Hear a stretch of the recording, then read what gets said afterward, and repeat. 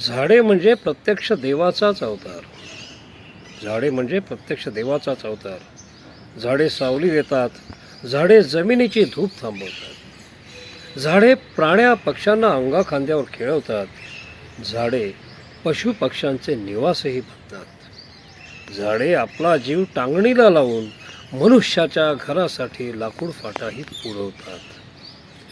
झाडे कुंडीत किंवा अंगणात राहून घराला शोभाही देतात. झाडे फळे फुले चारा देतात.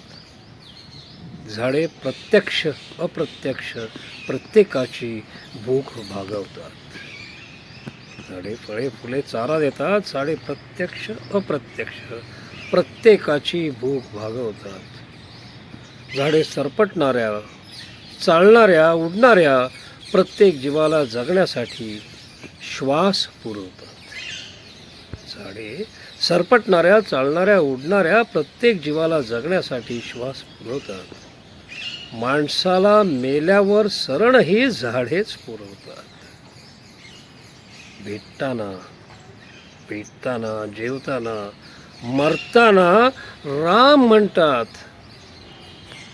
तर प्रत्यक्ष रामही नाशिकच्या दंडकारण्यातच राहिला होता. प्रत्यक्ष रामही नाशिकच्या दंडकारण्यातच राहिला होता. आणि भाऊ, ते दंडकारण्य सिमेंट विटांचं नाही तर झाडांनीच बांधलं होतं. थोडक्यात झाडे म्हणजे देवाचाच प्रत्यक्ष अवतार असतात. थोडक्यात झाडे म्हणजे देवाचाच प्रत्यक्ष अवतार असतात. आणि आम्ही काय करतो? आम्ही तर दानवाचेच अवतार. दिसेल त्या झाडावर कुऱ्हाड चालवत असतो. आम्ही काय करतो? आम्ही माणसे काय करतो? आम्ही तर दानवाचेच अवतार. दिसेल त्या झाडावर कुऱ्हाड चालवत असतो.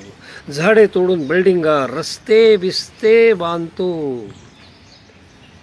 आणि त्या भकास दुनियेला विकास म्हणतो. झाडे तोडून बिल्डिंगा रस्ते बिस्ते बांधतो आणि त्या भकास दुनियेला विकास म्हणतो. मग झाडे म्हणजे देवाचाच अवतार. आणि आम्ही माणसे म्हणजे दानवाचा अवतारच ना. असं ऐकलंय, नाशिकला कुंभमेळा होतो आहे म्हणून कुंभमेळ्याच्या सोयीसाठी तिथली झाडे तोडणार आहेत म्हणून. नाशिकला कुंभमेळा होतोय आणि कुंभमेळ्याच्या सोयीसाठी तिथली झाडे तोडणार आहेत म्हणून. इडापिडा टळो ही बातमी खोटी निघो. इडापिडा टळो ही बातमी खोटी निघो आणि खरी असेल तर विरोध केलाच पाहिजे. आपण झाडे वाचवलीच पाहिजेत.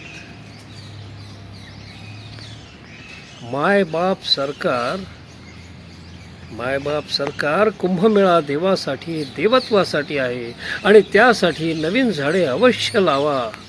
पण जुनी झाडे तोडणे म्हणजे प्रत्यक्ष देवाला छाटणे होय. नका करू हे पाप. आणि आम्ही जनतेने झाड वाचवलं पाहिजे. नवी झाडे लावली, उगवली व जपली पाहिजे.